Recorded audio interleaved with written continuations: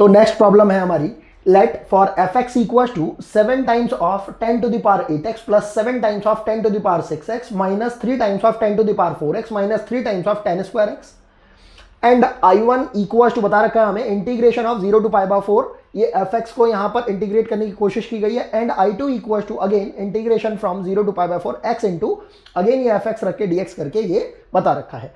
और हमसे फाइनली जो पूछ रखा है वो किसकी वैल्यू पूछ रखी है, 7 times of I1 plus 12 times of I2 की। बहुत ही सिंपल स्ट्रेट फॉरवर्ड प्रॉब्लम है। सबसे पहले तो हमें देखते के साथ ही समझ में आ रहा है कि fx को हमें क्या करना पड़ेगा, सिंप्लीफाई।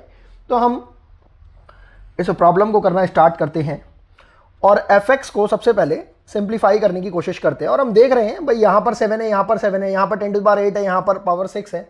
तो इस पूरे में से हम 7 and 10 to the power 6x को कॉमन ले लेते हैं इन दो स्टार्टिंग फर्स्ट टर्म में से।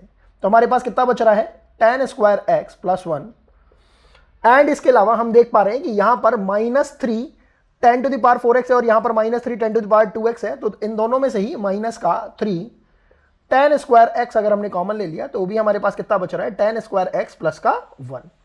यहां से भी हम देख पा रहे हैं कि इसको हम बोल सकते हैं 7 into 10 to the power 6x into sec square x minus 3 times of 10 square x into इसको भी हम क्या बोल सकते हैं, सेक स्क्वायर एक्स। और हमने इस पूरे में से सेक स्क्वायर एक्स को कॉमन ले लिया और ये हमारे पास कितना हो रहा है, 7 into 10 to the power 6x minus 3 times of 10 square x. बहुत सिंपल तरीके से हमारे पास ये वैल्यू एफ एक्स की आ गई।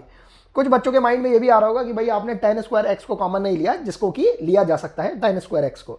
हाँ, हमने उसे इसलिए कॉमन नहीं लिया है क्योंकि हमें पता है कि अल्टीमेटली ये एफ एक्स को रिप्रेजेंट कर रहा है और एफ एक्स को ही हमें I1 के अंदर इंटीग्रेट करना है। तो इंटीग्रेट करने के लिए हमें दिखाई भी दे रहा है कि 10x को हमें सब्स्टिट्यूट करना पड़ेगा, जिसका डिफरेंशिएशन सेक स्क्वायर एक्स हमारी आंखों के सामने पड़ा है। तो जबरदस्ती अगर हम उसे कॉमन लेंगे फिर हमें दोबारा से मल्टीप्लाई करना पड़ेगा, तो वो हमारे लिए डबल वर्क हो जाएगा। इसी बात को ध्यान में रखते हुए हमने सबसे पहले I1 को पकड़ लिया। इसमें क्या बोल रखा है, 0 to pi by 4 fx dx, इस चीज का ध्यान रखना है। तो fx तो हमारे पास ये है, इसको हमने डायरेक्टली यहाँ पे उठा लिया। तो ये हो जाएगा sec square x into 7 into 10 to the power 6x minus 3 10 square x. बहुत ही सिंपल टाइप का प्रॉब्लम इन्होंने दिया है, बस बच्चे की कॉमन सेंस को चेक करने की कोशिश की गई है। तो यहाँ पर हमने ऐसा ले लिया है। अब यहाँ पर हमने सब्स्टिट्यूशन ले लिया है, क्या ले लिया, 10x इक्वल टू t ले लिया है और यहाँ से हमारे पास ये कितना आ रहा है, sec square x dx equal to dt। तो I1 की वैल्यू हो जाएगी हमारे पास, यहाँ से देखते हैं 0 टू पाई बाय 4 और ये हमारा, अच्छा हाँ, ये पाई बाय 4 वाली ये जो लिमिट है ये भी भाई हमारी चेंज हो जाएगी। तो इस लिमिट को चलिए अभी चेंज करते हैं, पहले इसको हम सब्स्टिट्यूट कर लेते हैं। हो जाएगा 7 t to the power 6 minus 3 t square और dx की जगह कितना आ रहा है, dt। और लिमिट अगर हम देखना चाहें तो देखो 10x इक्वल टू हमने t लिया है, तो हम देख रहे हैं जब x equal to pi by 4 था तो हमारे पास 10x के अंदर जब हम पाई बाय 4 रखा तो t की वैल्यू कितनी आ गई है, 1। और जब x की वैल्यू जब हमारे पास कितनी है, 0, तो हमारे पास t की वैल्यू कितनी आ जाएगी, 0। तो 0 से लेकर 1 तक भाई हमें इसको इंटीग्रेट करना है। हम देख पा रहे हैं इसका इंटीग्रेशन कितना डायरेक्ट फॉरवर्ड है। ये हो जाएगा t to the power 7 upon 7, तो अपॉन वाला 7 इस वाले 7 से कैंसिल आउट हो जाएगा, माइनस ये कितना हो रहा है हमारे पास, 3 इंटू टी स्क्वायर का इंटीग्रेशन हो जाएगा टी क्यूब अपॉन 3। तो देखो यहां पर भी ये डायरेक्टली 3 से 3 ये कैंसिल आउट हो जाएगा, तो केवल इतना ही बच रहा है 0 से लेकर 1 तक। अब यहां पर जब हम इंटीग्रेशन करने के बाद इसके अंदर वैल्यूज को जब हम पुट करेंगे, मतलब लिमिट्स को जब हम अप्लाई करेंगे, तो हम देख रहे हैं जब हम 1 को अप्लाई करेंगे अपर लिमिट को, तो 1 की पावर 7 1 माइनस 1 की पावर 3 1, तो 1 माइनस 1 0 हो गया और 0 रखने पे तो वैल्यू 0 ही आ रही है। तो हमारे पास I1 की वैल्यू यहां पर कितनी आ रही है, 0। ये एक बहुत इंपॉर्टेंट रिजल्ट आ गया है हमारे पास इस पर्टिकुलर के लिए। इसको हमने अभी के लिए इक्वेशन नंबर 1 बोल दिया है, ठीक है जी, बहुत अच्छी बात है। अब हम कैलकुलेशन करेंगे अपने I2 के लिए। तो I2 को भाई हमने लिख लिया, क्योंकि उसके बाद बस हमें I2 ही कैलकुलेट करना है। तो I2 हमने लिख लिया, I2 हो जाएगा हमारे पास integration from 0 to pi by 4 x into F X की जगह हमने फिर से क्या लिख लिया, sec square x into 7 times of 10 to the power 6x minus 3 times of 10 square x dx। इतनी बात हमें समझ में आती है। अब हमें यह भी समझ में आ रहा है कि यार ये पूरा पूरा जो fx को जो रिप्रेजेंट कर रहा था ये x है। हमने ये चीज पहले भी देखी थी प्रॉब्लम्स के अंदर कि अगर दो इस टाइप के हमें फंक्शन दे दिए जाएं जिनका आपस में कोई रिलेशन स्टैब्लिश ना होता हुआ दिखाई दे, जैसे sec x का tan x के साथ रिलेशन स्टैब्लिश दिखाई दे रहा है, क्योंकि ये एक ऐसा बोल सकते हैं कि एक फैमिली वाले ये दोनों के दोनों टर्म्स हैं हमारे पास, क्योंकि ट्रिग्नोमेट्रिक टर्म्स है। लेकिन ये जो x है ये क्या है, एल्जेब्रिक टर्म है। इस x का इसके साथ कहीं कोई रिलेशन बैठता हुआ नहीं दिखाई दे रहा है। तो इसके लिए हम जब थोड़ा डिफरेंटली सोचने की कोशिश करते हैं तो हमें सबसे पहले क्या याद आना चाहिए, बाय पार्ट्स। बाय पार्ट्स के अंदर हमें सबसे पहले ये समझ में आता है कि ये जो x है इसको तो हम क्या कर सकते हैं, इसको हम वैनिश कर सकते हैं, इसको रिड्यूस टू 0 या 1 कर सकते हैं, कांस्टेंट में कन्वर्ट कर सकते हैं। कैसे, अगर हम इसके अंदर फर्स्ट फंक्शन इस x को मान ले और सेकंड फंक्शन इस fx को मान ले, तो उसमें होगा क्या, इंटीग्रेशन तो हम इसका कर रहे होंगे और इसका क्या होने वाला होगा, डिफरेंशिएशन। तो बस इस चीज को ध्यान में रखते हुए हमने क्या करा, इस sec स्क्वायर x और इस पूरे का जब हमने इंटीग्रेशन किया और 0 to π/4 किया तो हम देख पा रहे हैं कि ये किसकी तरह वैल्यू देगा, हमें I1 की तरह वैल्यू देगा। बिल्कुल सही बात हमें समझ में आनी चाहिए। तो हम क्या बोल रहे हैं, x इंटू ये जो fx का ये जो हमने इंटीग्रेशन कर दिया था, इंटीग्रेशन ऑफ fx dx, और लिमिट इसके अंदर कितनी थी, 0 से लेकर π/4 बोल दो, चाहे आप इसे 0 से लेकर 1 तक बोल दो। इस पूरे की वैल्यू तो हमारे पास कितनी आ चुकी होगी, 0 आ चुकी होगी, क्योंकि I1 की वैल्यू हमारे पास कितनी आई थी, 0। और यहां पर हम इंटीग्रेट भी किसको कर रहे हैं, fx को कर रहे हैं, माइनस। फिर हमने दोबारा इंटीग्रेशन का साइन लगाया, ये होल इंटीग्रेशन का साइन है, x का डिफरेंशिएशन कर दिया, ये जो हमारे पास फर्स्ट फंक्शन था, इनटू। फिर हमने इस वाले फंक्शन को दोबारा से जब इंटीग्रेट करा था तो दोबारा इंटीग्रेट करने पर हमारे पास वैल्यू कितनी आ रही थी, t⁻7 माइनस t⁻3।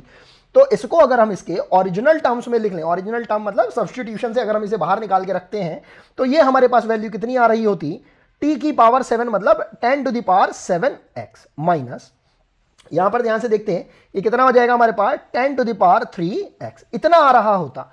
अब क्योंकि हमें इसके अंदर लिमिट अभी नहीं रखनी है, इसको एक बार और इंटीग्रेट करना पड़ेगा, क्योंकि बाय पार्ट्स का रूल ही ऐसा कहता है।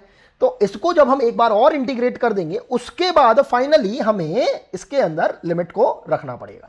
अब जैसे ये हमारे पास एक्सप्रेशन आ गया है तो हमें इसे इंटीग्रेट करने के लिए समझ में आ पा रहा है कि हम इसमें से कुछ कॉमन ले सकते हैं। जैसे ही हमें ये समझ में आएगा कि इसमें कुछ कॉमन ले सकते हैं तो हमारा प्रॉब्लम अपने आप ही सॉल्व होता हुआ हमें दिखाई देने लगेगा। तो ये जो माइनस है, ये माइनस साइन को हम अंदर भेज देंगे, और इस पूरे में से हम किसको कॉमन ले सकते हैं, tan क्यूब x को। तो हमने tan क्यूब x को कॉमन ले लिया, अंदर बच रहा है हमारे पास 1 माइनस 10⁻4x, और इस पूरे का हम इंटीग्रेशन कर रहे हैं कहां से कहां तक, 0 से लेकर π/4 तक। बस इसी छोटी सी बात को समझना था और इसी छोटी सी बात को समझते हुए हम सारा का सारा प्रॉब्लम कर सकते हैं। अब हम देख रहे हैं ये 1 माइनस 10⁻4x है, इस पावर 4x को क्या हम tan स्क्वायर x का होल स्क्वायर नहीं बोल सकते, बोल तो सकते हैं, और इस 1 को भी हम 1 का स्क्वायर बोल सकते हैं। तो ये a square minus b square type की टर्म हमें दिखाई दे रही है। तो यहां से हमारे पास ये हो गया है tan cube x into 1 minus tan square x और into 1 plus tan square x। और ये जो हमारे पास 1 प्लस tan स्क्वायर x आया, भाई ये ही तो हमारे पास क्या है, sec स्क्वायर x है। इसको हम क्या बोल सकते हैं, sec स्क्वायर x, dx साथ साथ चल ही रहा है। अब अगर हम यहां पर tan x को क्या मान लेते हैं, हमने tan x को मान लिया t, तो हम समझ पा रहे हैं हमारे पास कितना आ जाएगा, sec square x dx equal to dt। मतलब ये पूरी की पूरी जो टर्म है हमें कितना दे देगी, dt दे देगी। तो हमारे पास इसकी जगह तो आ गया dt, और इस tan क्यूब x की अगर हम अंदर मल्टीप्लाई कर देंगे तो यहां पर तो हमारे पास कितना आ जाएगा, tan क्यूब x, और tan को हमने क्या माना है, t, तो ये कितना हो गया t क्यूब माइनस, और इस tan क्यूब x की जब हम इससे मल्टीप्लाई कर देंगे ये कितना हो जाएगा हमारे पास, 10⁵x, मल्टीप्लिकेशन में पावर ऐड हो जाती है, तो ये कितना हो जाएगा t⁵5। बस अब हमें इसको इंटीग्रेट करना है, और लिमिट अगेन जब हमने tan x को जब t एज्यूम किया है, अगर हम यहां वाले पोर्शन की बात करें तो यहां पर tan x को जब हमने t माना था तो x equal to π/4 t equal to 1 में कन्वर्ट हो गया था, और x equal to 0 t equal to 0 में कन्वर्ट हो गया था। मतलब जो हमारी जो लिमिट है वो 0 से लेकर 1 तक ही जाएंगी। अब अगर हम इसको इंटीग्रेट कर देते हैं हमारे पास कितना हो जाएगा, 10⁴ अपॉन का 4 माइनस 10⁶ अपॉन का 6। बस अब हमें इसके अंदर लिमिट लगानी बाकी रह गई है, और वो कितनी है, 0 से लेकर 1 तक, और वो अगर हमने लगाई तो ये कितना हो जाएगा, 1/4 माइनस का 1/6, और अगर आप इसे सॉल्व करते हो तो 2/24 मतलब 1/12 हमारे पास ये वैल्यू आ रही है किसकी, I2 की। तो हमारे पास I1 की वैल्यू आ गई 0, I2 की वैल्यू आ गई 1/12। अगर हमें इस पर्टिकुलर एक्सप्रेशन में ये वैल्यू अगर पुट करनी पड़ जाए तो हमें समझ में आ रहा है ये वैल्यू कितनी हो जाएगी, 7 टाइम्स ऑफ I1 मतलब 0 प्लस 12 टाइम्स ऑफ 1/12 तो यहां से ये टर्म तो बेचारी 0 हो गई और यहां से ये वैल्यू कितनी आ रही है, फाइनल वैल्यू इस पूरे के पूरे एक्सप्रेशन की 1, और यही हमारा रिक्वायर्ड आंसर हो जाएगा। और यहां पर भी हम देख लेते हैं क्योंकि ये सिंगल चॉइस टाइप का प्रॉब्लम था और यही हमारा रिक्वायर्ड आंसर हो जाता है। आई होप आपको ये प्रॉब्लम समझ में आ रही होंगी। अब हम मूव करते हैं अगेन नेक्स्ट प्रॉब्लम की ओर। तो नेक्स्ट प्रॉब्लम है हमारी, let f x equals to integration of 0 to x square, ये ध्यान रखने वाली बात है, t square minus 8t plus 15 upon e to the power t d t, where x belonging to real number, then the numbers of local maximum and local minimum points of f respectively are.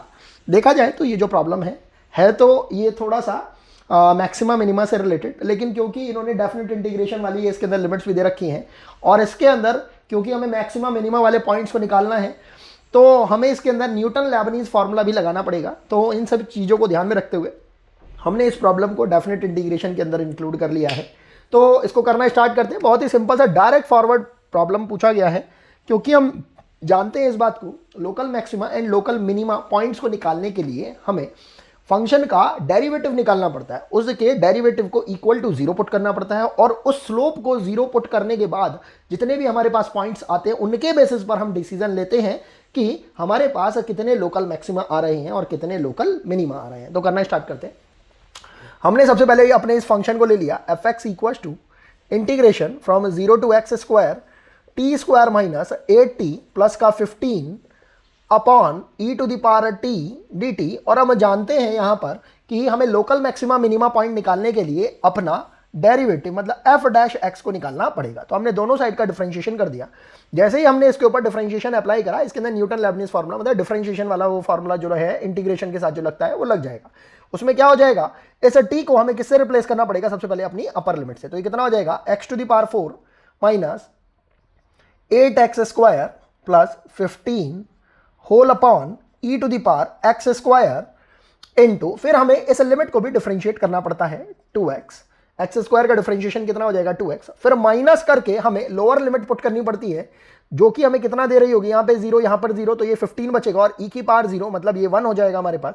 तो 15 minus का 15 into ये हमारे पास 0 का भी differentiation हमें करना होगा। इन जनरल हम जब भी कभी इस टाइप की कोई लिमिट देखते हैं कि अगर 0 आ रहा है तो हम ये आगे वाला पार्ट जनरली लिखते ही नहीं है क्योंकि ये अपनी वैल्यू 0 ही बना रहा है, लेकिन समझने के लिए जस्ट हमने ये समझ लिया है। तो हमारे पास वैल्यू कितनी आ रही है, इतनी आ रही है, और क्योंकि ये डिफरेंशिएशन की वैल्यू है, एफ डैश एक्स की वैल्यू है, स्लोप की वैल्यू है, तो इसको हमें इक्वल टू 0 पुट करना पड़ेगा। अब यहाँ पर समझने वाली बात इतनी है कि ये तो एक्सपोनेंट है, ये तो कभी भी 0 होएगा ही नहीं क्योंकि हमें एक्सपोनेंट का ग्राफ पता है। ई की पावर एक्स का ग्राफ कुछ इस टाइप का सा होता है, एक्स स्क्वायर अगर यहां पर दे रखा है तो उसका स्लोप थोड़ा सा और स्टीप हो जाएगा। तो हमें समझ में आ रहा है कि यहां पर तो हमें कोई भी पॉइंट जो नंबर लाइन है माइनस इन्फिनिटी के अलावा और कोई नहीं मिलेगा। तो यहां पर हमें जो पॉइंट्स चाहिए रियल नंबर वाले वो कौन कौन से हो जाएंगे वो देख लेते हैं। जब हमने इसको इक्वल टू 0 पुट करा तो ये पॉइंट तो हमारा अपनी ये जो बैकग्राउंड है उससे बाहर हो जाएगा। बचने वाले जो पॉइंट्स होंगे उनको हम ले लेते हैं। एक तो हो जाएगा एक्स, इसे 2 को भी हम 0 में भेज सकते हैं, इस 2 को भी क्योंकि ये कांस्टेंट है और मल्टीप्लिकेशन में है। x to the power 4 minus 8x square plus 15 equal to 0, और हम देख रहे हैं कि ये एक पावर 4 वाली इक्वेशन है, मतलब बाई क्वाड्रेटिक टाइप की एक इक्वेशन ही हमें दिखाई दे रही है। और 15 को अगर हम ब्रेक करना चाहें तो हम इसे बोल सकते हैं 5 इंटू 3, और हम देख रहे हैं 5 प्लस 3 करके भी हमारे पास ये कितना आ रहा है, 8 आ रहा है क्योंकि प्लस का साइन है, बेसिक जो मैथमेटिक्स रहती है। तो अब हमने इसके फैक्टराइजेशन करने की कोशिश करी, हमारे पास कितना हो रहा है, x into x to the power 4 minus 5x square minus 3x square plus का 15 इक्वल्स टू 0, और x इंटू ये हमारे पास हो जाएगा एक्स स्क्वायर, अगर हमने कॉमन ले लिया तो एक्स स्क्वायर माइनस का 5 और माइनस का 3 कॉमन ले लिया तो एक्स स्क्वायर माइनस का 5 ये हमारे पास यहाँ से भी आ रहा है इक्वल टू 0। वैल्यू आ जाएगी हमारे पास एक्स स्क्वायर माइनस का 3 एंड एक्स स्क्वायर माइनस का 5 इक्वल टू 0। तो यहाँ से हमारे पास जो x की वैल्यूज आ रही हैं वो देख लेते हैं। वो वैल्यू हो जाएंगे हमारे पास x इक्वल टू, एक तो 0 आ रहा है यहाँ पर, एक उसके अलावा प्लस का √3 एंड माइनस का √3 आ रहा है हमारे पास, और उसके अलावा हमारे पास एक ये एक्स स्क्वायर माइनस 5 से एक प्लस का √5 एंड माइनस का √5 भी आ रहा होगा। बस हमें करना क्या है, सिंपल से नंबर लाइन को ड्रॉ करना है। 0 ले लिया, √3 ले लिया, √5 ले लिया, इसी तरीके से माइनस का √3 ले लिया, माइनस का √5 ले लिया। हमें पता है नंबर स्कीम नॉर्मल तरीके से जैसे जो हम अप्लाई करते हैं उनको हमने अप्लाई कर दिया। राइट हैंड डायरेक्शन से लेफ्ट हैंड डायरेक्शन की ओर जाते हुए प्लस माइनस कॉन्जिक्यूटिवली लेते हुए हमने इन सबको अप्लाई कर दिया। और ये किसको रिप्रेजेंट कर रहे हैं, ये स्लोप को रिप्रेजेंट कर रहे हैं, स्लोप के नेचर को रिप्रेजेंट कर रहे हैं। तो नेगेटिव का मतलब हो गया कि नेगेटिव स्लोप कुछ इस टाइप का रहा होगा -√5 तक, उसके आगे ये बढ़ा है इस तरीके से, पॉजिटिव रहा है स्लोप, उसके बाद फिर ये नेगेटिव डायरेक्शन में रहा है, फिर पॉजिटिव, फिर नेगेटिव और फिर पॉजिटिव रहा है। तो यहां से हम देख पा रहे हैं कि हमारे पास जो पीक मिल रही हैं, 2 तो हमें मैक्सिमम की पीक मिली है और हमें 3 हमें मिनिमम की पीक मिली है। तो मिनिमा, लोकल मिनिमा हमें कितने मिल रहे हैं, और मैक्सिमा, ये मिनिमा तो हमें मिल रहे हैं 3 और मैक्सिमा हमें कितने मिल रहे हैं, हम देख पा रहे हैं 2 ही मिल रहे हैं लोकल वाले, ठीक है ना, लोकल हैं ये दोनों के दोनों लोकल। तो यही हमसे पूछ रखा है, तो इन्होंने क्या पूछा, local maxima and local minimum point respectively. तो पहले मैक्सिमा को बताना है, तो मैक्सिमा कितने हैं, 2, तो 2 हैं और 3 है हमारे पास मिनिमा। तो ये हमारे पास पहला ही ऑप्शन क्या हो जाएगा, करेक्ट हो जाएगा, क्योंकि ये सिंगल चॉइस टाइप का प्रॉब्लम था, डायरेक्ट फॉरवर्ड प्रॉब्लम है, बहुत ही इजी प्रॉब्लम था। बस इन्होंने थोड़ा सा हमें घुमाने की कोशिश करी, कहाँ पर, इस ये जो लिमिट दे रखी है इसके इस पॉइंट में, जहां पर ये इन्होंने हमें x की बजाय कितनी दे दी, x²। क्योंकि अगर यहां पर x दी गई होती तो हमारे पास ये 5 पॉइंट्स की बजाय केवल 3 पॉइंट्स आते। एक तो प्लस का ये 3 आ गया होता और एक ये प्लस का 5 आ गया होता। ये माइनस का √3 एंड माइनस का √5 इसलिए आए क्योंकि हमारे पास ही x² वाला एक फैक्टर आ गया था यहां पर। तो इसके बाद अगेन नेक्स्ट प्रॉब्लम की तरफ हम मूव करते हैं। तो नेक्स्ट प्रॉब्लम है हमारा, let for some function y = f of x integration from 0 to x t f t dt = x² into fx and x is greater than 0 and f of 2 is equals to 3, then we have to find out the value of f of 6। बहुत ही simple. ये यहाँ पे इन्होंने थोड़ा सा differential equation को लेने की कोशिश करी और थोड़ा सा इन्होंने फंक्शन वाले पार्ट को लेने की कोशिश करी, क्योंकि generally Newton Lebanese formula function वाले चैप्टर को रिप्रेजेंट करता है इन जनरल। तो हम यहाँ पर अपना जो इक्वेशन दे रखा है उसको ले लेते हैं, बिल्कुल सिंपल तरीके से, बिल्कुल आसानी के साथ इस प्रॉब्लम को करना सॉल्व स्टार्ट करते हैं। हमने ले लिया अपना फंक्शन 0 to x इंटीग्रेशन में t into f t d t equals to x² into f of x। बहुत सिंपल है। अब हम क्या करते हैं, इसके अंदर दोनों साइड में डिफरेंशिएशन कर देते हैं। तो जब हमने इसके अंदर डिफरेंशिएशन करा LHS पार्ट में, तो ये हमें क्या दिखाई दे रहा है, न्यूटन लेबनीज फार्मूला। बस उसको जैसे ही हमने अप्लाई करा, ये यहाँ पर कितना हो जाएगा हमारे पास, x into f of x into x का डिफरेंशिएशन कितना हो जाएगा हमारे पास 1, और माइनस करेंगे तो यहां पर ये 0 into f of 0 into dy/dx of 0, तो वो 0 ही आने वाला है, इक्वल्स टू। जब हम RHS पार्ट का जब डिफरेंशिएशन करेंगे तो x² को एज इट इज रखा, fx का डिफरेंशिएशन करा तो ये कितना हो गया f' प्लस, फिर हमने fx को एज इट इज रखा और x² का डिफरेंशिएशन करा तो ये कितना हो गया हमारे पास 2x। अब हम देख लेते हैं, fx यहां पर भी fx यहां पर भी है, दोनों को एक साइड में कर लिया तो ये हमारे पास कितना हो जाएगा, माइनस का x times of f of x equals to x² times of f'(x)। अब हमने क्या करा, f'(x) के अपॉन में fx कर लिया और इसको थोड़ा सा रीअरेंज करके लिखा, तो ये हमारे पास हो गया f'(x), इस f'(x) के अपॉन में ये fx लेके आ गए, अपॉन में fx हो गया इक्वल्स टू ये x² इस माइनस x के अपॉन में जाएगा, तो बेसिकली हमारे पास कितनी वैल्यू आने वाली है, 1/x।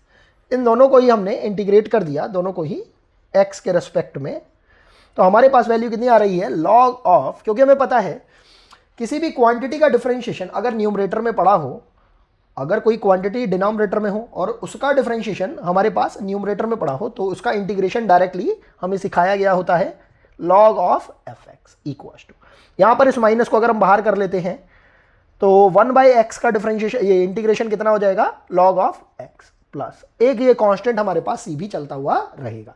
अब क्योंकि हमें कंडीशन दे रखी है f ऑफ 2 इक्वल्स टू 3, तो इसको हम लिख लेते हैं, f ऑफ 2 इक्वल्स टू 3 का मतलब हो गया कि x इक्वल्स टू 2 पर y की वैल्यू, या आप ऐसा बोल सकते हैं f ऑफ x की वैल्यू कितनी है हमारे पास, 3 है। ये बात हमें समझ में आनी चाहिए। तो हमने x की वैल्यू जब यहां पर 2 रखी तो यहां पर ये कितना हो जाएगा हमारे पास, लॉग ऑफ, देखो x इक्वल टू 2 पर f ऑफ 2 की वैल्यू कितनी बता रखी है, 3, तो ये हो गया log of 3 equal to minus का लॉग ऑफ, और x तो भाई हमें बोल ही रखा है कितना है, 2 है, तो ये हो जाएगा लॉग ऑफ 2 प्लस का c। यहां से हमारे पास c की वैल्यू कितनी आ रही है, log ऑफ 3 प्लस का log of 2 and by the rule of log a plus log b at same base. हमें पता है कैलकुलस में सेम बेस क्या रहता है, कैलकुलस के अंदर जो log का बेस रहता है इन जनरल एक्सपोनेंट e रहता है। तो सेम बेस पर इन दोनों को ऐड कर देंगे तो क्या हो जाएंगे, मल्टीप्लाई। तो 3 × 2 कितना हो जाएगा, 6। तो c की वैल्यू अभी के लिए हमारे पास कितनी आ रही है, log ऑफ 6। ये हमारे लिए लेट से इक्वेशन नंबर 1 हो गया। अब हमें वैल्यू किसकी निकालनी है, f ऑफ 6 की। तो हमने क्या करा, इस अपनी इक्वेशन लेट से इसे बोल दिया इक्वेशन नंबर a। इस इक्वेशन नंबर a के अंदर अब हमने x की वैल्यू कितनी रख दी है, 6 रख दी है। तो ये कितना हो जाएगा, log of f of x की वैल्यू जब 6 रखी तो f ऑफ 6 हो गया इक्वल्स टू माइनस का, यहां पर ये हमारे पास कितना है, log ऑफ x, तो x की जगह कितना आ जाएगा, 6 आ जाएगा, प्लस और c की वैल्यू हमारे पास कितनी है, 6 आ ही रही है, log 6। तो हम देख रहे हैं ये log 6 से ये log 6 ये हमारा कैंसिल आउट हो रहा है। तो वैल्यू कितनी आ रही है हमारे पास यहाँ पर, 0। ये किसकी वैल्यू आ रही है, log ऑफ f ऑफ 6 की। लेकिन हम जानते हैं यहाँ पर बेस कितना दे रखा है, e दे रखा है। और log की एक प्रॉपर्टी होती है, चाहे हम यहाँ पर देख सकते हैं उसको, if log of a at base b equal to c। तो यहां से हम इस log को हटा के, एंटी लॉग भी बोल सकते हैं आप इसको कि एंटी लॉग लगा रहे हैं हम यहाँ पर, या आप ऐसा भी बोल सकते हो कि इस प्रॉपर्टी के अकॉर्डिंगली हम log के अंदर ये जो क्वांटिटी है इसकी वैल्यू निकाल सकते हैं। वो कितनी हो जाती है, a equal to b to the power c।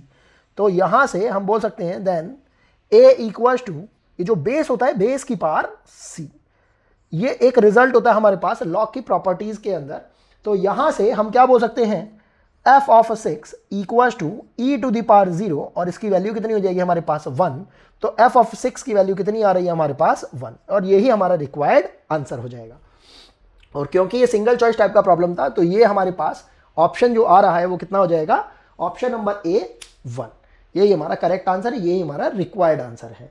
इसके बाद अगेन हम नेक्स्ट प्रॉब्लम की तरफ मूव करते हैं। तो नेक्स्ट प्रॉब्लम है हमारी, if 24 times integration of 0 to pi by 4 sine modulus of 4x minus pi by 12 plus greatest integer function of 2 sin x dx equals to 2 pi plus alpha, where this symbol is representing greatest integer function, सभी बच्चे जानते होंगे। Then we have to find the value of this alpha.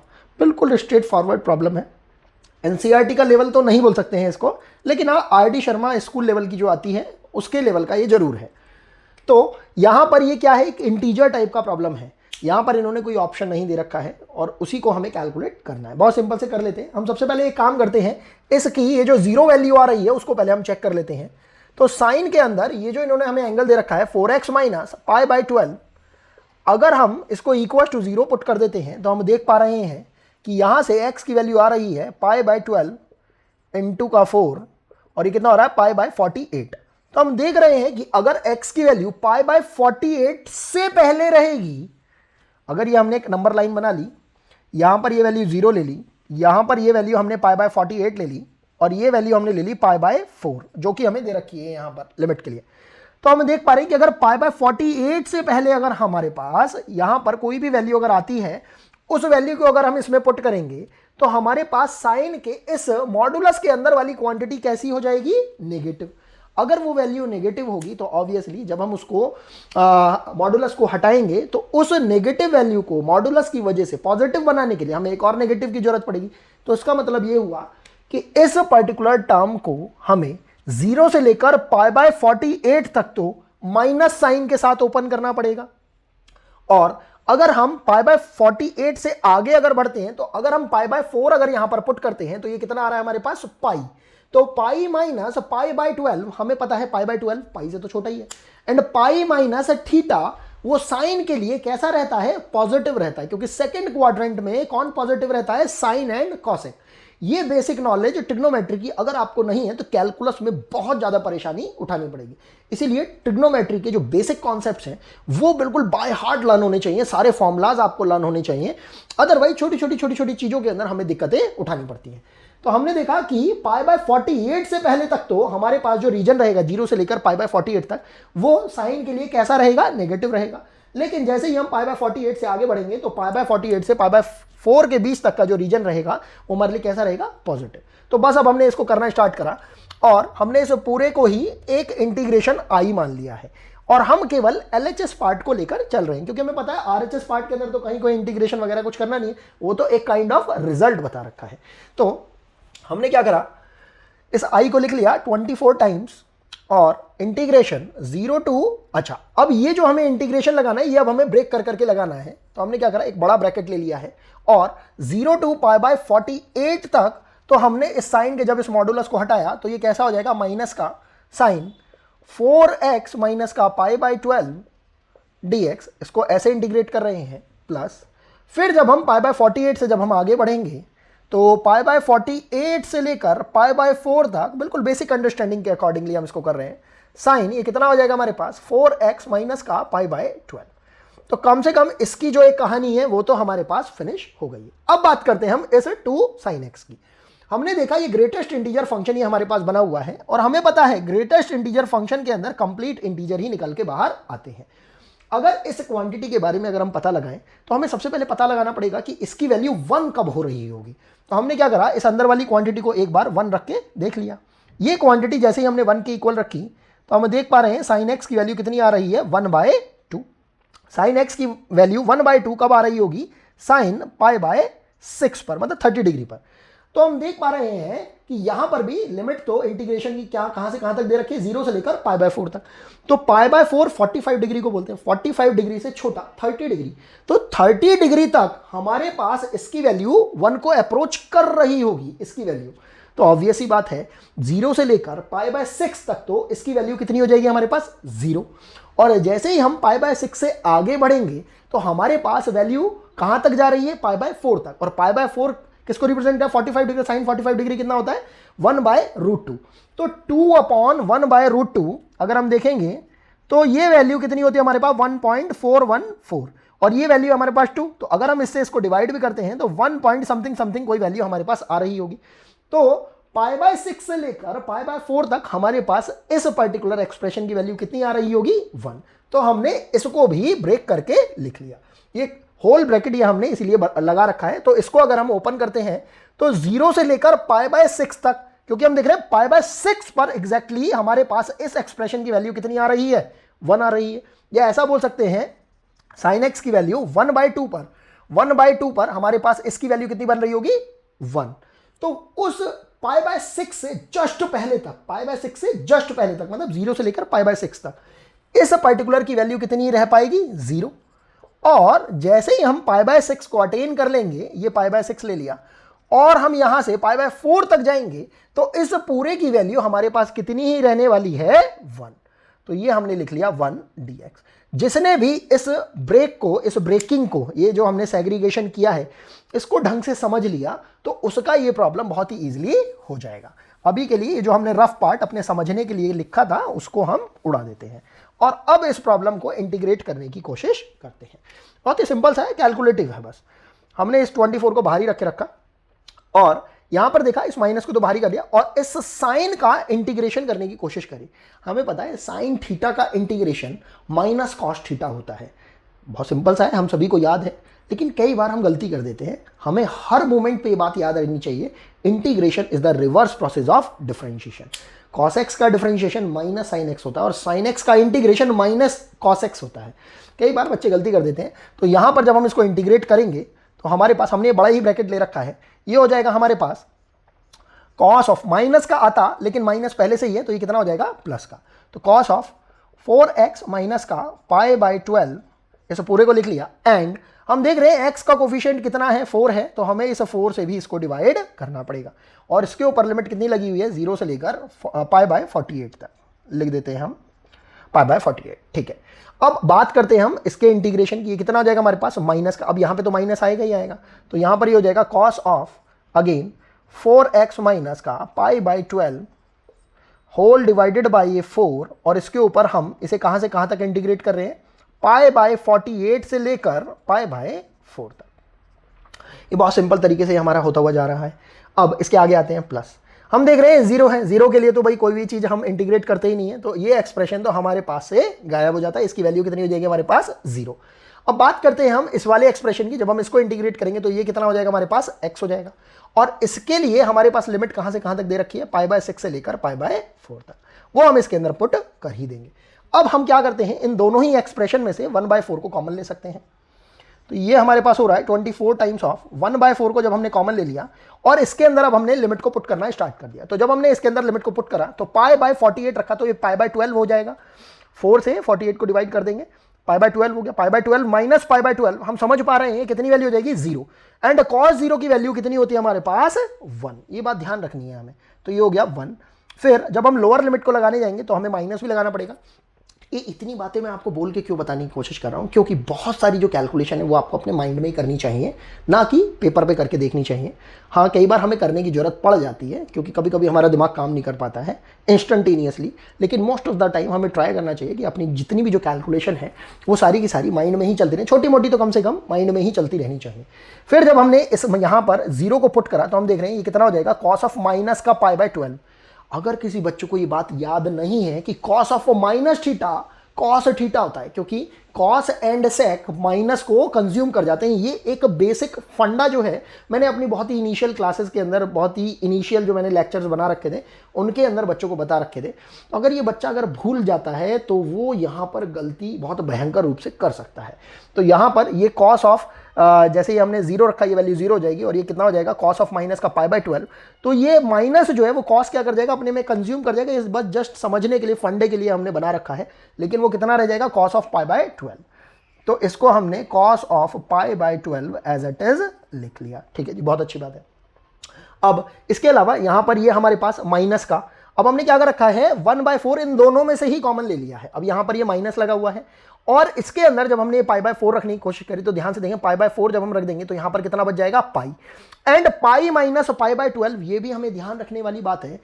cos 180 minus theta, minus का cos theta होता है। Second quadrant के अंदर केवल साइन एंड कॉसेक ही पॉजिटिव रहते हैं। तो आप देखेंगे, देखने में बहुत सिंपल सा प्रॉब्लम है, लेकिन इसके अंदर जो टेक्निकलिटी का जो लेवल है वो थोड़ा सा इन्होंने इंक्रीज करके दिया है, बहुत ज्यादा नहीं है, थोड़ा सा इंक्रीज करके दिया है। तो यहाँ पर 4 इंटू π/4 जैसे ही हम कर दें पाई माइनस थीटा हो जाएगा, तो ये यहाँ पर माइनस cos थीटा देगा। तो यहाँ पर हमारे पास ये वैल्यू हो जाएगी माइनस का cos ऑफ π/12। इस चीज का बस हमें ध्यान रखना है। और जब हम लोअर लिमिट को लगाएंगे तो अगेन माइनस आएगा हमारे पास, और π/48 जैसे ही लगाएंगे π/4 हो जाएगा, π/12 हो जाएगा, π/12 माइनस माइनस करके ये कितना हो जाएगा हमारे पास 0। cos 0 की वैल्यू कितनी होती है हमारे पास 1 होती है। बस इस चीज का बस हमने ध्यान रखा और होल ब्रैकेट ये जो है, ये वाला ये जो ब्रैकेट है ये हमने यहाँ पर लगा दिया प्लस।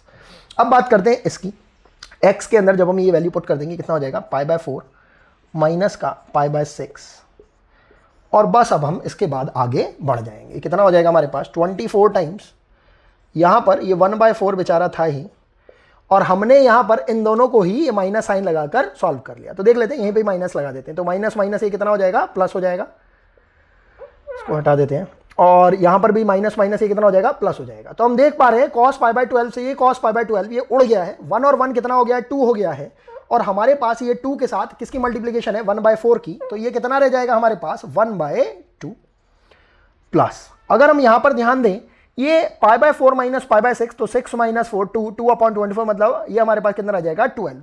तो π/12 हमारे पास यहाँ पर आ रहा है।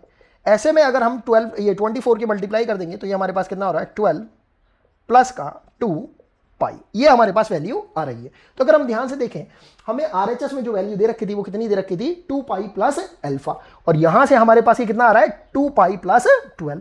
तो अगर हम कंपैरिजन करना चाहते हैं तो हमारे पास अल्फा की वैल्यू कितनी आ रही है 12 आ रही है, और ये बहुत ही ईजिली हम समझ पा रहे हैं कि हमारा क्या रिक्वायर्ड आंसर हो जाएगा अल्फा इक्वल टू 12। यही हमारा करेक्ट आंसर है, यही हमारा रिक्वायर्ड आंसर है। आई होप आपको ये प्रॉब्लम समझ में आ रही होगी। इसके बाद अगेन हम नेक्स्ट प्रॉब्लम की तरफ मूव कर रहे हैं। जैसा कि आप जानते हैं कि हम अभी जनवरी सेशन को ही फिनिश करने की कोशिश कर रहे हैं। अभी इसके बाद हमारे पास 2 और प्रॉब्लम ऐसी बची हुई हैं जो कि जनवरी सेशन के अंदर आई थी। तो नेक्स्ट प्रॉब्लम देखते हैं। ये इसमें क्या बोल रखा है, let f is a function such that, इसकी डोमेन रेंज बता रखी है, या डोमेन कोडोमेन भी बोल सकते हो आप इसे, be a twice differentiable function if for some small a is not equal to 0 integration from 0 to 1 f of lambda x into d lambda, ये बहुत इंपॉर्टेंट चीज दे रखी है इन्होंने, equal to a times of fx। और क्या बोल रखा है, f of 1 equal to 1 and f of 16 equal to 1/8, then we have to find the value of 16 minus f dash 1/16। ये भी एक न्यूमेरिकल या इंटीजर टाइप का प्रॉब्लम था, और इसके अंदर भी हमें वैल्यू को बस सर्च करके बताना था, कैलकुलेट करके बताना था। प्रॉब्लम को बहुत सिंपल तो नहीं बोला जा सकता है, लेकिन हाँ इन्होंने 2-3 चैप्टर्स को क्यूमुलेटिवली इसके अंदर इकट्ठा किया है और तब इसको इन्होंने सॉल्व करने की कोशिश करी है। तो इसको करना स्टार्ट करते हैं।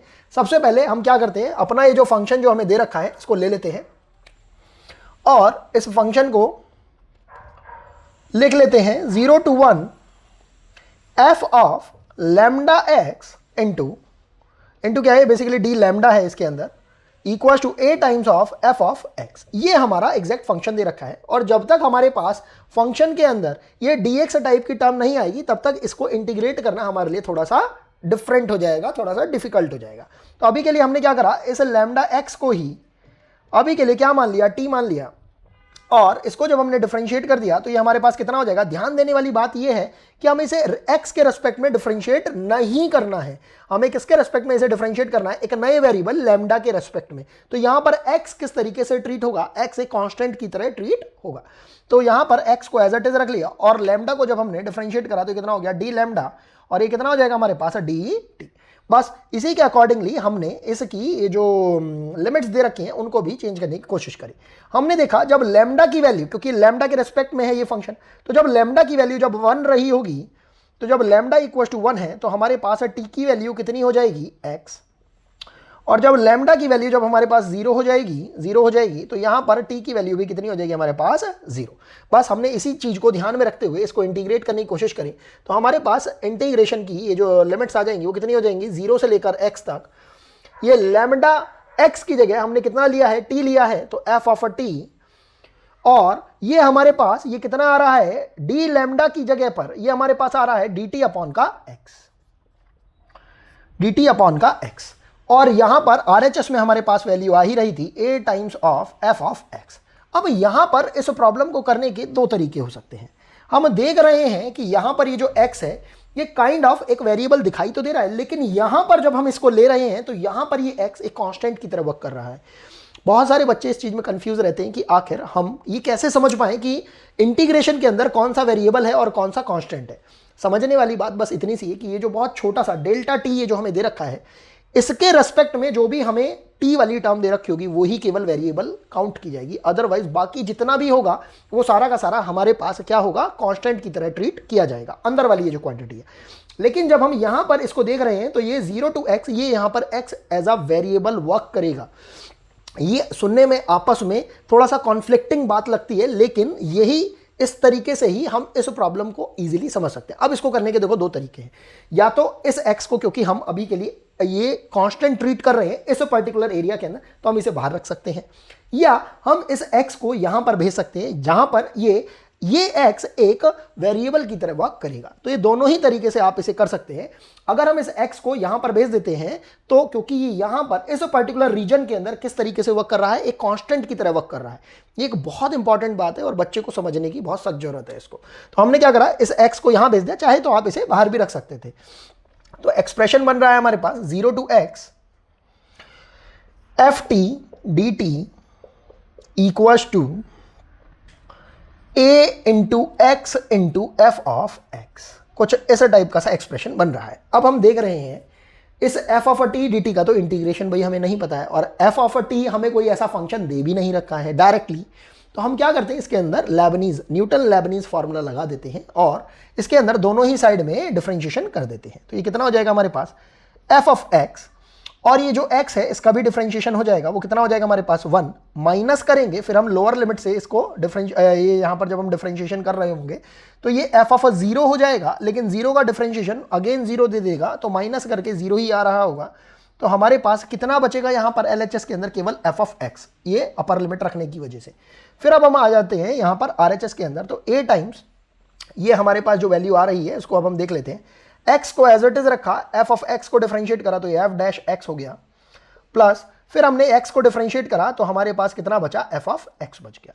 हमने देखा यहाँ पर भी fx है, यहाँ पर भी fx है, हमने सारे fx को एक जगह एक्यूमुलेट करने की कोशिश करी तो ये हो जाएगा हमारे पास f ऑफ x, और हमारे पास जो कांस्टेंट जो इसका साथ कोफिशिएंट जो बन के आ रहा है वो कितना हो जाएगा 1 माइनस a, क्योंकि ये a जब इससे मल्टीप्लाई होके LHS में जाएगा तो वो माइनस का a हो जाएगा, और RHS में हमारे पास कितना बच रहा है a into x into f dash x। इसको हमने थोड़ा सा रीअरेंज करने की कोशिश करी तो हम ऐसा बोल सकते हैं एफ डैश एक्स अपॉन का एफ एक्स, मतलब ये हम इसके अपॉन में लेकर चले गए और ये ए एक्स हम इसके अपॉन में लेकर चले गए और इसको थोड़ा सा रीअरेंज करके लिखा, तो ये कितना हो जाएगा हमारे पास 1 माइनस ए अपॉन ए एक्स। और हमने क्या करा, दोनों ही साइड को इंटीग्रेट कर दिया, किसके रेस्पेक्ट में, एक्स के रेस्पेक्ट में। तो हम जानते हैं जब किसी भी क्वांटिटी का जो डिफरेंशिएशन है वो कहाँ पर अवेलेबल हो, हमारे पास न्यूमरेटर में अवेलेबल हो, और वो जो क्वांटिटी जिसका डिफरेंशिएशन हमें मिल रहा है न्यूमरेटर के अंदर वो खुद डिनोमिनेटर में हो, तो ऐसी क्वांटिटी का जब हम इंटीग्रेशन करते हैं तो वो कितना हो जाता है, log ऑफ एफ एक्स।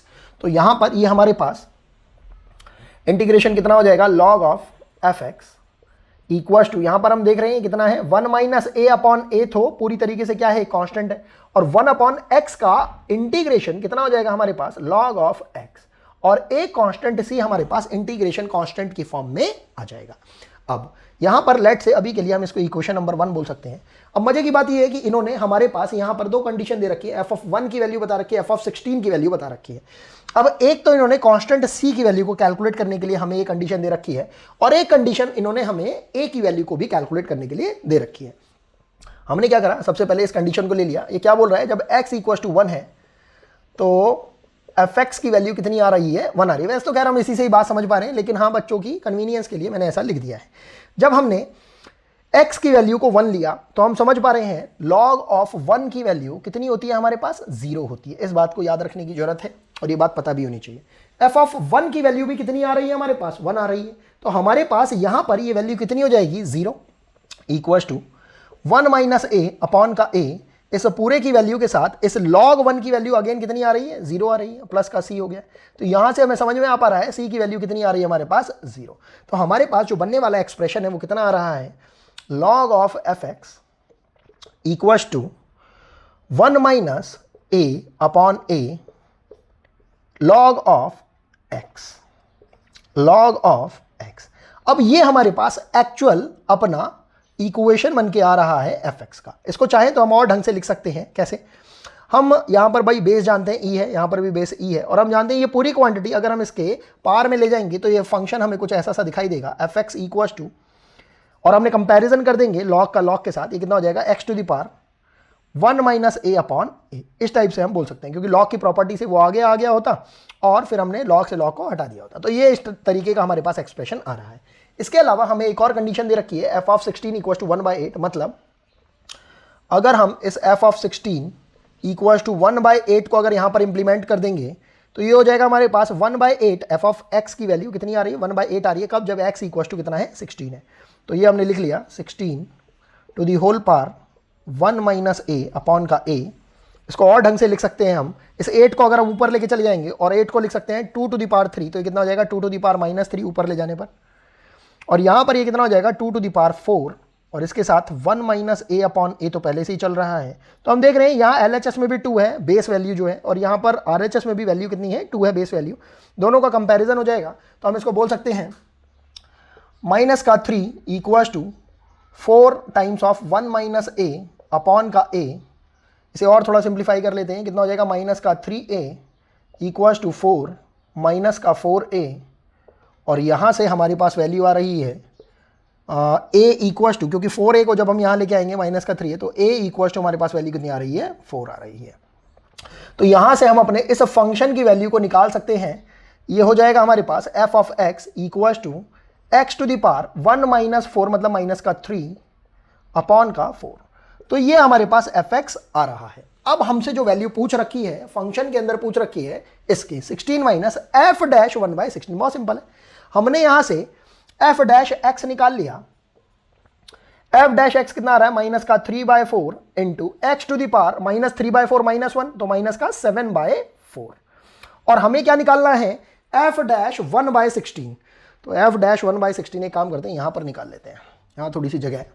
तो एफ डैश 1/16 का मतलब हो गया कि हमें x को किससे रिप्लेस करना है, 1/16 से। तो हमारे पास वैल्यू हो रही है माइनस का 3/4 into 1/16 to the whole power minus का 7/4। हम देख रहे हैं पावर 1/4 है और ये 1/16 है, तो ये एक्चुअल में कितना हो जाएगा 1/2। तो माइनस का 3/4 इंटू, और ये 1/2 की पावर कितनी लग रही है, माइनस का 7, तो एक्चुअल में कितना हो जाएगा 2 की पावर 7। और 2 की पावर 7 अगर हम देखें कितना हो जाएगा हमारे पास 128, और 4 से जब हम इसको डिवाइड कर देंगे 128 को तो वैल्यू कितनी आ जाएगी 32। तो ये हमारे पास टोटल वैल्यू 32 इंटू 3 माइनस का 96 आ रहा है। तो f डैश 1/16 की वैल्यू कितनी आ रही है हमारे पास माइनस का 96। तो अगर हम इसकी वैल्यू को कैलकुलेट करना चाहें, हम इसकी वैल्यू को यहां पर कैलकुलेट कर लेते हैं। तो 16 माइनस का 96, ये वैल्यू हमारे पास कितनी हो रही है, माइनस माइनस प्लस हो जाएगा 6 6 12 2 191 112 वैल्यू आ रही है हमारे पास, और यही हमारा रिक्वायर्ड आंसर हो जाएगा। क्वेश्चन के अंदर अगर आप देखें थोड़ा फंक्शन का पार्ट भी था, थोड़ा सा डिफरेंशियल इक्वेशन का भी पार्ट था, और डेफिनेट इंटीग्रेशन का तो था ही था, और थोड़ा सा इन्होंने इसके अंदर न्यूटन लेबनीज फार्मूले को भी इंप्लीमेंट कर रखा था। प्रॉब्लम को बहुत ही अच्छे से इन्होंने कंस्ट्रक्ट कर रखा था, लेकिन जिस बच्चे के बेसिक्स थोड़े अच्छे से क्लियर हैं, कॉमन सेंस का यूज करके वो बहुत इजीली इस प्रॉब्लम को कर सकता है। तो हमारा रिक्वायर्ड आंसर कितना हो गया 112 इस पर्टिकुलर प्रॉब्लम का। न्यूमेरिकल बेस्ड ये प्रॉब्लम थी। इसके बाद अगेन हम अपने लास्ट प्रॉब्लम पे चलते हैं, जनवरी सेशन के।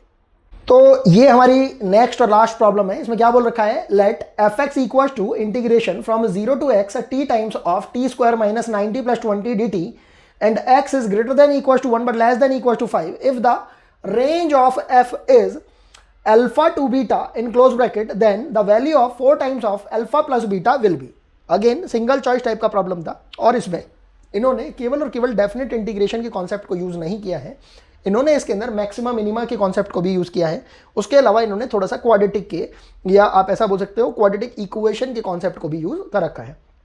आईआईटी के जितने भी अच्छे प्रॉब्लम्स जो बने हुए हैं वो हमेशा और हमेशा 3 से 4 चैप्टर्स के कॉन्सेप्ट को यूज करके ही बनाए गए हैं। तो हम इस पर्टिकुलर प्रॉब्लम की तरफ चलते हैं। इजी है, डायरेक्ट फॉरवर्ड भी है, बस आपको कॉन्सेंट्रेट करके रखना है कि आखिर इन्होंने क्या क्या क्वांटिटी दे रखी है।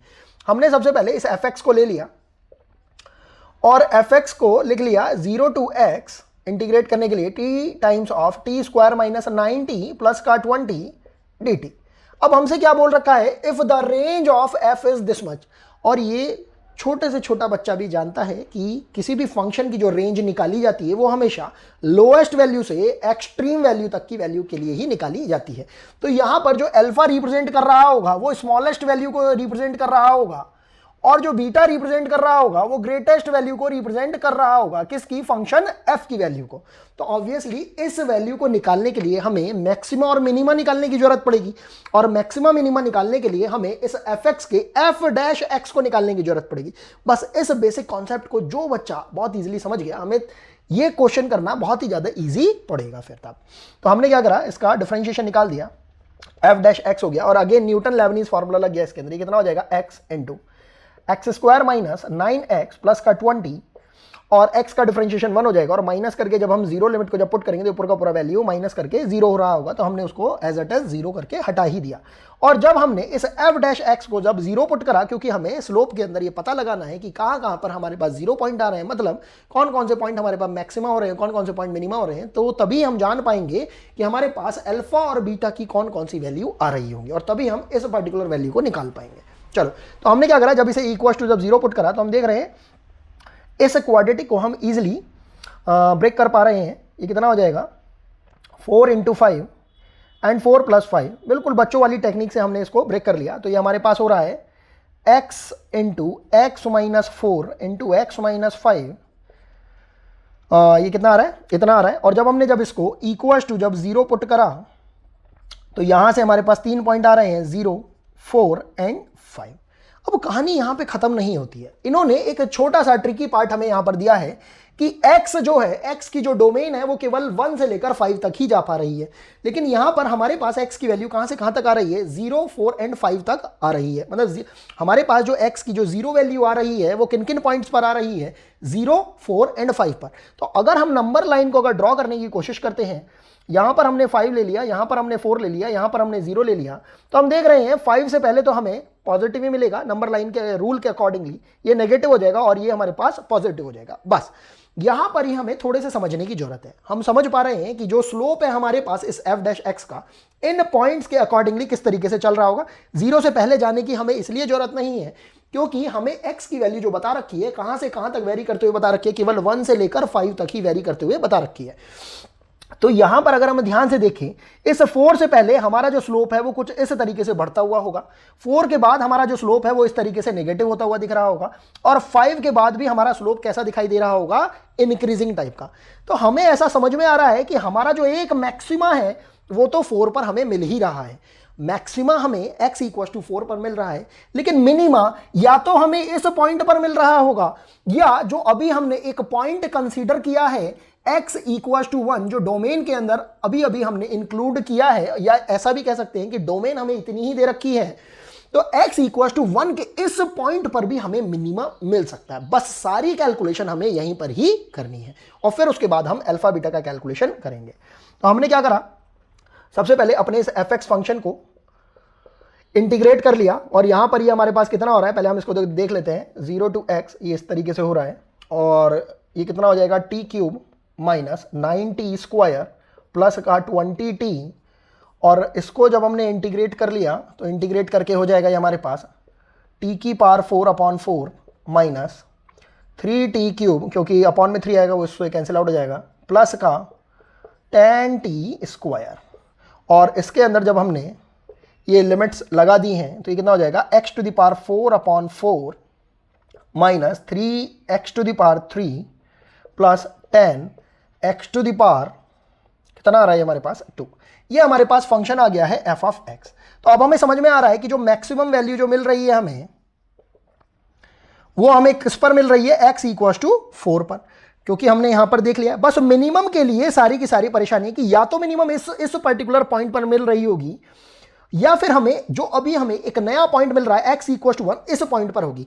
बच्चे के मन में ये कंफ्यूजन नहीं होना चाहिए कि आखिर इस पॉइंट पर मिनिमम कैसे मिल सकता है, वो इस वजह से क्योंकि हम देख रहे हैं कि यहां पर जो स्लोप है इंक्रीजिंग ऑर्डर में है, तो ऑब्वियसली वो किसी एक नीचे वाले पॉइंट से ऊपर की ओर जा रही होगी, हमारा जो कर्व होगा। तो यहां पर हमारे पास अगर x इक्वल टू 1 पर फंक्शन की वैल्यू अगर कम मिल रही है इस पर्टिकुलर पॉइंट के कंपैरेटिवली, तो ऑब्वियसली हमारा जो मिनिमम वैल्यू है वो कहां पर मिलेगा, x इक्वल टू 1 पर ही मिल पा रहा होगा। हम अभी डेफिनेटली नहीं बोल सकते हैं इस चीज को। तो हमने f ऑफ 4 की वैल्यू निकाली, तो वो कितना हो जाएगा हमारे पास, देखो 4 से ये 4 उड़ जाएगा, 64 माइनस 3 टाइम्स ऑफ 64 प्लस 4 4 16 160 हो गया। थोड़ा और सिंप्लीफाई कर लेते हैं, 64 को कॉमन ले लिया, माइनस का 2 हो गया, माइनस का 128 हो गया, प्लस का 160 हो गया, और ये कितना हो रहा है हमारे पास 32 हो गया।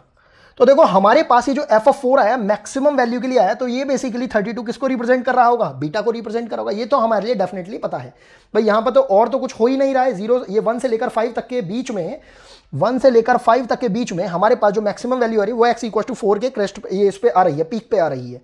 अब जब हम मिनिमम के लिए जब बात करते हैं तो हमारे पास दो केस बन रहे हैं। तो केस 1 की अगर हम बात करते हैं तब x इक्वल टू 5 की बात कर लेते हैं सबसे पहले। तो x इक्वल टू 5 पर हमारे पास वैल्यू कितनी हो रही है देखते हैं, 5 टू द पावर 5 मतलब ये कितना हो जाएगा 625 डिवाइडेड बाय 4 माइनस का 3 इंटू 125 और प्लस का 250। तो इसको थोड़ा सिंप्लीफाई कर लेते हैं। हमने क्या करा, 125 को कॉमन ले लिया, तो अंदर कितना आ रहा है 5/4 माइनस का 3, 4 इंटू 3 12, 5 माइनस 3 5 माइनस 12 ये कितना हो जाएगा माइनस का 7, अपॉन का 4 हो रहा है, प्लस का 1000 हो रहा है। अच्छा 1000 तो अच्छा तब हो जाएगा जब हम एलसीएम ले लेंगे, तो एलसीएम भी ले लेते हैं साथ साथ, क्योंकि ये 250 हो रहा है हमारे पास। और तो ये वैल्यू हो जाएगी हमारे पास माइनस का 875 और ये प्लस का 1000 डिवाइडेड बाय 4 कितना आ रहा है हमारे पास, प्लस का 125 डिवाइडेड बाय 4। ये हमारे पास मिनिमम वैल्यू आ रही है केस 1 के अंदर। और जब हमने x इक्वल टू 1 के लिए जब मिनिमम वैल्यू को जब चेक करने की कोशिश करी, तो हम देखते हैं क्योंकि x इक्वल टू 1 भी भाई हमारे पास एक पॉइंट आ रहा है यहाँ पर, तो x इक्वल टू 1 जब हम रखेंगे तो f ऑफ 1 की वैल्यू को भी अभी हम देख लेते हैं। हमने 1 वैल्यू पुट करी, वहाँ पर हो जाएगा 1/4 माइनस का 3 प्लस का 10 कितना हो रहा है 1/4 प्लस का 7 29/4। तो ऑब्वियसली हम देख पा रहे हैं f ऑफ 1 पर जो वैल्यू आ रही है वो f ऑफ 5 पर आने वाली वैल्यू से छोटी है, और हमें क्या चाहिए, हमें स्मॉलेस्ट वैल्यू चाहिए। जब हम रेंज की बात कर रहे हैं तो ऑब्वियसली 29/4 ही किसको रिप्रेजेंट कर रहा होगा, अल्फा को रिप्रेजेंट कर रहा होगा, किसमें, रेंज ऑफ एफ में। तो यहां से अल्फा की वैल्यू आ गई और हमारे पास बीटा की वैल्यू तो आ ही चुकी थी। तो अब हमने किसकी वैल्यू को निकालने की कोशिश करी, 4 times of alpha plus beta, जो कि कितना हो जाएगा, 4 टाइम्स ऑफ अल्फा की वैल्यू हो जाएगी 29/4 प्लस बीटा की वैल्यू थी हमारे पास 32, 4 के अंदर मल्टीप्लाई कर दो तो ये कितना हो जाएगा 29 प्लस 32 इंटू 4, ये कितना हो जाएगा 128, और इनको अगर हम एडअप करते हैं 751 157 हमारे पास रिक्वायर्ड आंसर आ रहा है। अब ये न्यूमेरिकल टाइप तो प्रॉब्लम था नहीं, ये किस टाइप का प्रॉब्लम था, हमारा सिंगल चॉइस टाइप का प्रॉब्लम। तो हमारा करेक्ट आंसर कितना हो जाएगा 157, और यही हमारा रिक्वायर्ड आंसर हो जाएगा। आई होप आपको ये प्रॉब्लम समझ में आ रही होंगी। फिर भी अगर आपको कैसा भी कोई भी अगर डाउट रहता है तो आप कमेंट सेक्शन में या तो मेंशन करिए, या फिर आप मेरी टेलीग्राम आईडी भी मैंने मेंशन कर रखी है, वहाँ पर भी आप मेरे से कांटेक्ट कर सकते हैं। आज ये हमारा जनवरी सेशन ये डेफिनेट इंटीग्रेशन का 2025 के जेईई मेंस की प्रॉब्लम्स का फिनिश हो जाता है। अब जो हम नेक्स्ट प्रॉब्लम जो उठाने वाले हैं वो होगी डेफिनेट इंटीग्रेशन की ही अप्रैल सेशन की। तो मिलते हैं आपसे नेक्स्ट वीडियो के अंदर। अभी के लिए थैंक्स फॉर वॉचिंग।